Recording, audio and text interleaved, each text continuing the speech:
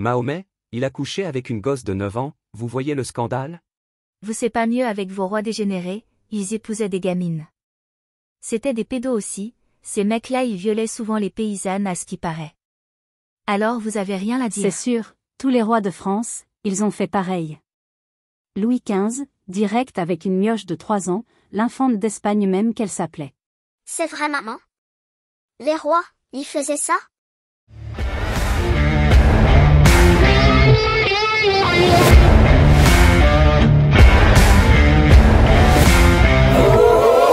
Aujourd'hui, nous allons parler d'un argument que vous avez sûrement entendu 1000 fois, quand on critique le mariage de Mahomet avec Aïcha, 6 ans au contrat, 9 ans à la consommation, les défenseurs de l'islam crient aussitôt, mais vos rois de France faisaient pareil. C'est devenu leur joker. Vous leur parlez d'Aïcha, et eux, ils brandissent un petit Louis ou un Charles en culotte courte, couronne sur la tête, en mode, bah regardez, y a pas de différence. Eh bien non. Pas du tout. Et vous allez voir que non seulement ce n'est pas pareil, mais qu'en plus, cette comparaison est une insulte à l'intelligence, doublée d'un mensonge grossier. Commençons par un rappel historique, puisque nos contradicteurs adorent réécrire l'histoire. En Europe, ce n'était pas l'anarchie sexuelle. L'Église fixait un âge minimal, pas d'union avant 12 ans pour les filles, 14 pour les garçons, et surtout, pas de consommation avant la puberté. Et pour l'histoire de Louis XV et de la petite de 3 ans, je vous dirai ce qui en est, mais en fin de vidéo alors restez. Chez nous, quand on mariait 2 enfants pour sceller une alliance royale, ça restait de l'encre sur du parchemin. Pas de nuit de noces, pas de lit conjugal. La religion freinait les excès. Chez eux, elle les a sacralisés en modèle éternel.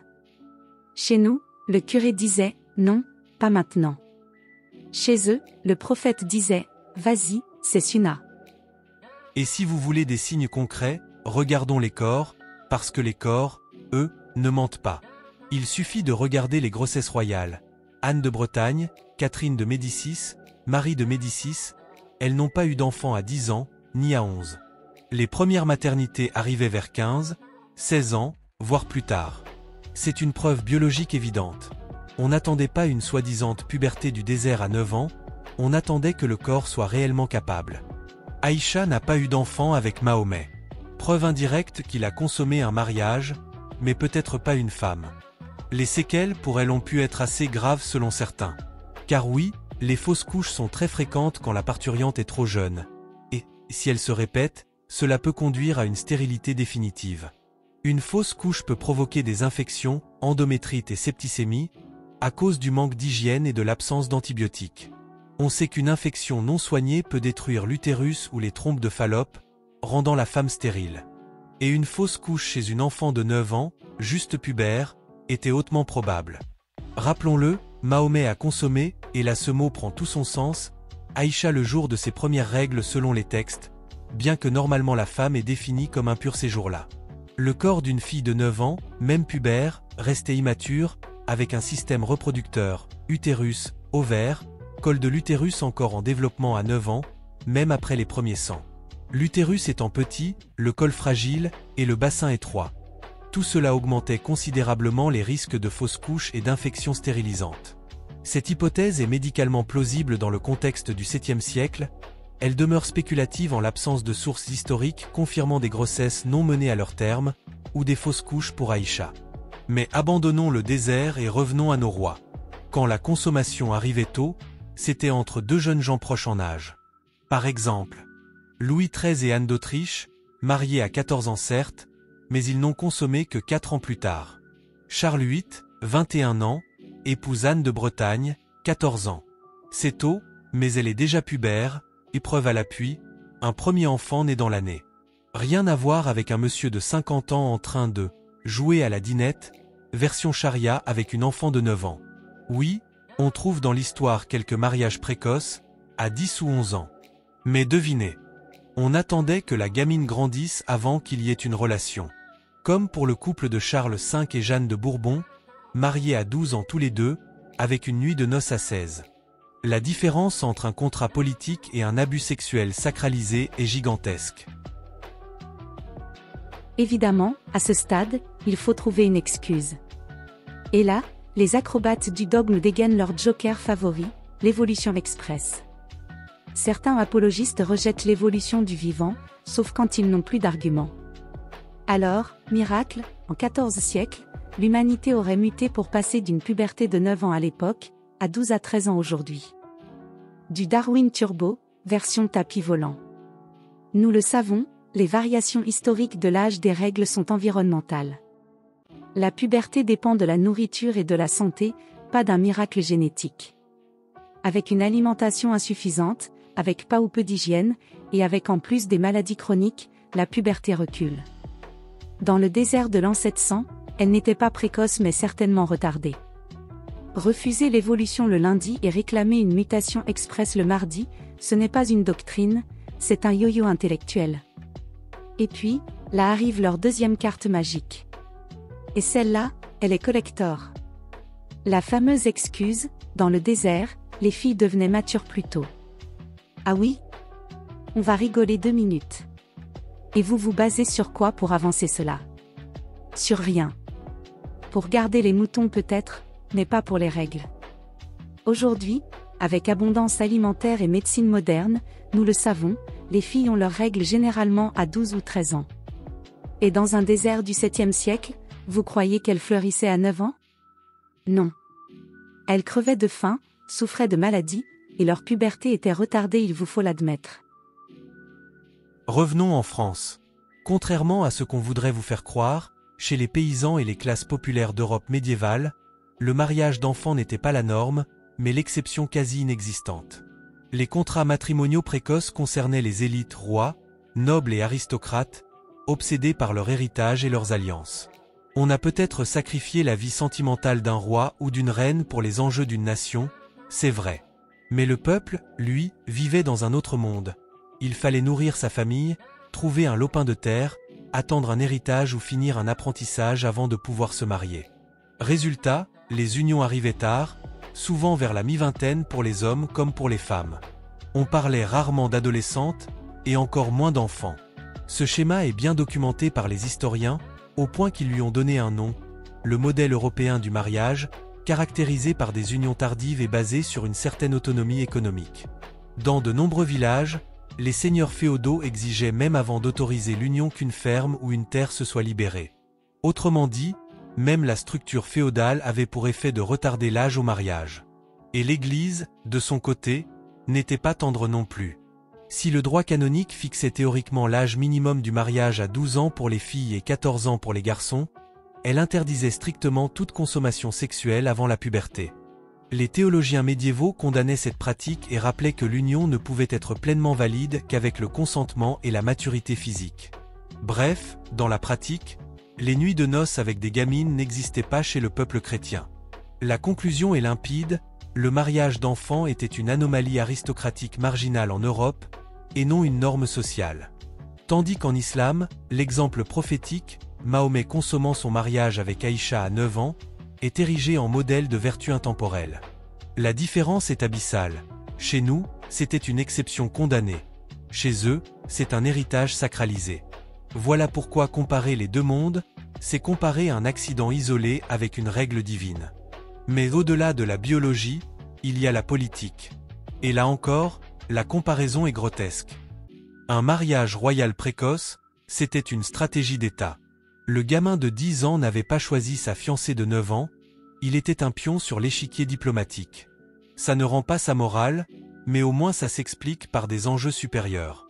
Mahomet, lui, n'a pas marié Aïcha à 6 ans pour unir deux empires. Il l'a choisi lui-même, pour son lit. Pas de raison d'État, pas de contrainte politique, juste un vieux chef de tribu qui se fait plaisir.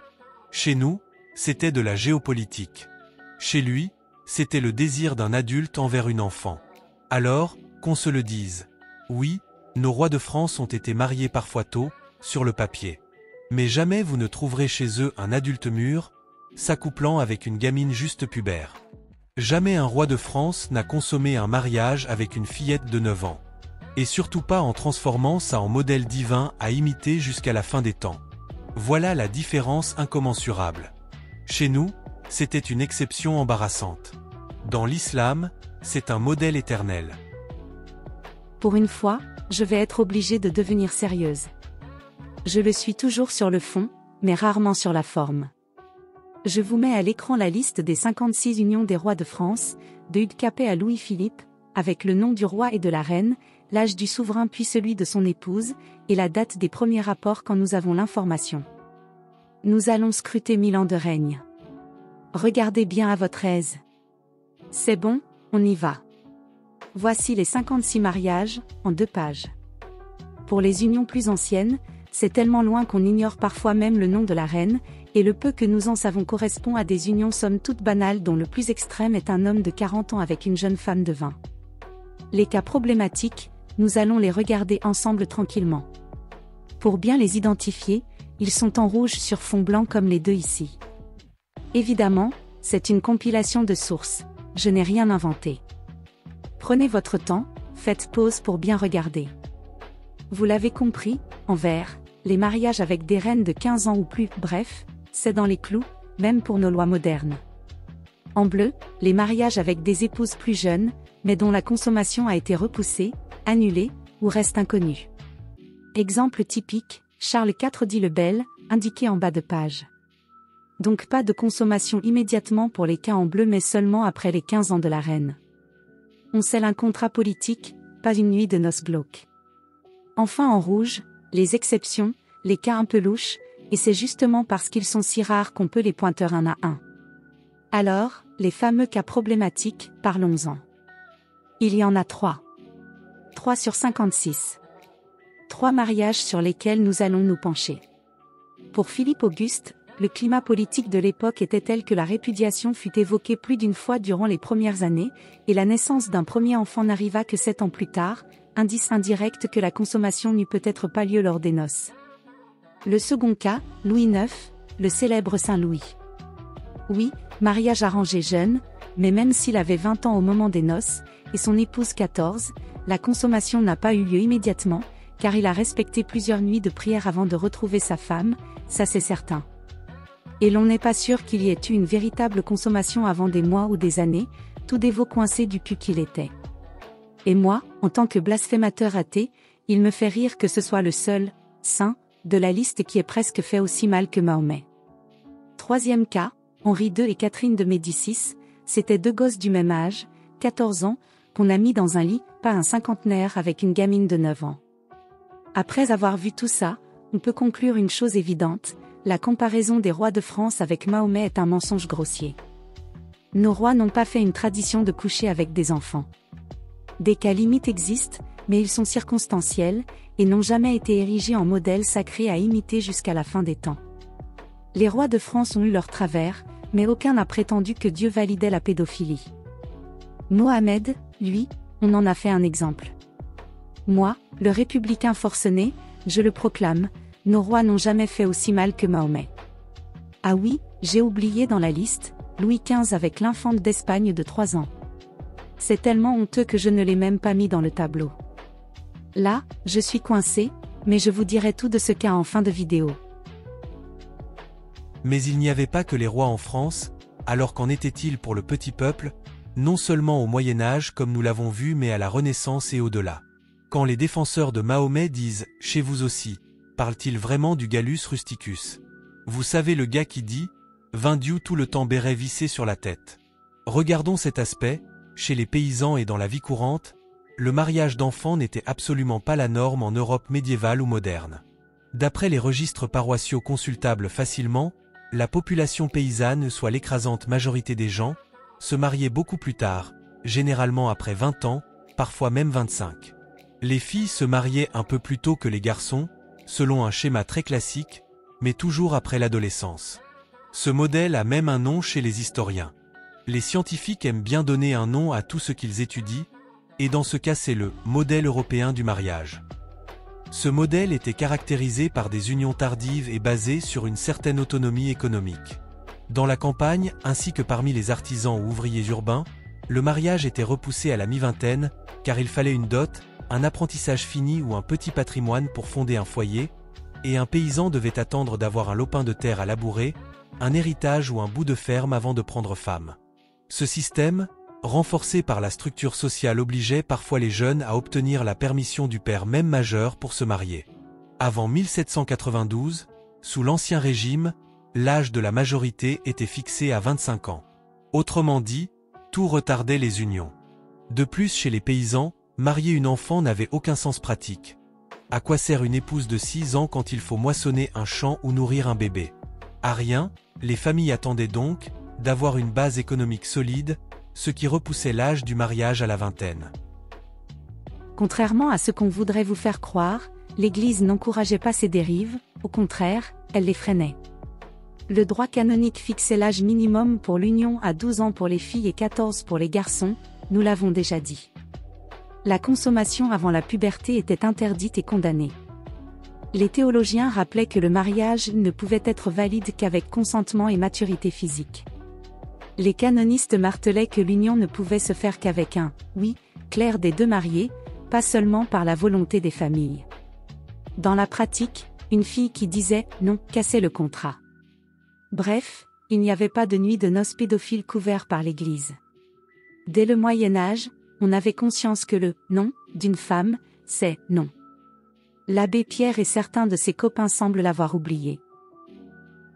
Les âges variaient selon les régions. Dans le sud de l'Europe, Italie, Espagne, les filles pouvaient se marier un peu plus tôt, vers 17 à 18 ans, tandis que dans le nord, France, Angleterre, on tournait autour de 20 à 25 ans. Même dans les régions les plus précoces, on était au double de l'âge d'Aïcha. En d'autres termes, le mariage en Europe, c'était une fille de 18 ans avec un gars de 25. Le mariage d'enfants musulmans, c'est une gamine de 9 avec un vieux de 50. Pas vraiment le même délire, et quand un mariage était vraiment trop précoce, ça choquait les contemporains, pour preuve. Les chroniqueurs en parlaient comme d'une bizarrerie, une anomalie sociale. Et même si tous les rois de France avaient couché avec des gamines, pensez-vous que de dégainer l'argument de la double faute serait une excuse valable? Ce minable, eux aussi, vous dédouaneraient. Il vous sert de bouclier en carton-pâte. Bravo, les génies, en 2 mots, vous venez d'avouer que votre camp a un problème. Pourquoi aller chercher les turpitudes des autres pour diluer la honte si votre position était aussi pure qu'un Coran tout neuf? Ce petit tour de passe-passe, c'est la malice du « tu coq », ouais, en latin, ça fait classe, mais c'est juste une façon polie de dire « t'es qu'un hypocrite qui esquive ». Vous ne défendez rien, vous ne prouvez rien, vous pointez juste du doigt l'autre comme un gamin pris en train de voler des bonbons qui dit « mais lui aussi il l'a fait », pour éviter la fessée. Kevin, tu as volé des bonbons, un point, c'est tout. C'est pas un concours de celui qui a la plus grosse, de bêtises. Imaginez un voleur, qui le nez encore dans le coffre-fort, chouine devant le juge, ouais, j'ai piqué la caisse, mais les politiciens, eux, ils siphonnent des milliards, et on leur sert du champagne. Est-ce que ça le rend innocent? Non, ça fait juste de lui un voleur et un pleurnichard.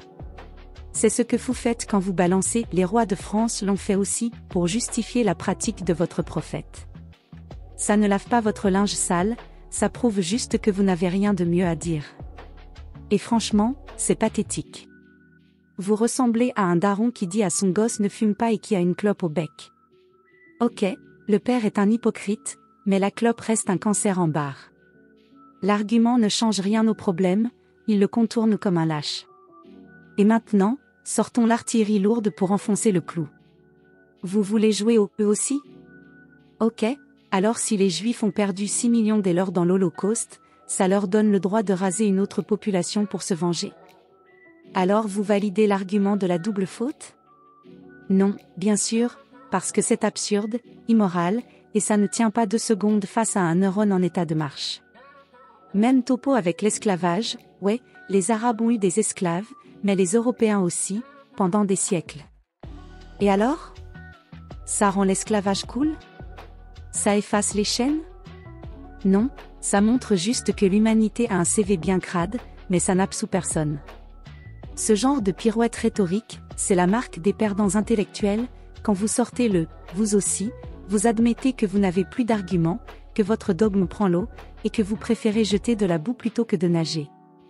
Et vous admettez par là même votre faute. Si votre position était en béton, vous n'auriez pas besoin de cet argument moisi. En résumé, comparer Mahomet à nos rois, c'est débile, d'un point de vue rhétorique et historique. En Occident, les rares unions précoces étaient tolérées sur le papier, freinées dans la pratique, et vues comme des anomalies embarrassantes. En islam, c'est l'inverse. Le mariage consommé avec une enfant de 9 ans devient un modèle éternel, sanctifié et recommandé. Voilà la vraie différence. Chez nous, le passé pédophile est une tâche qu'on cache.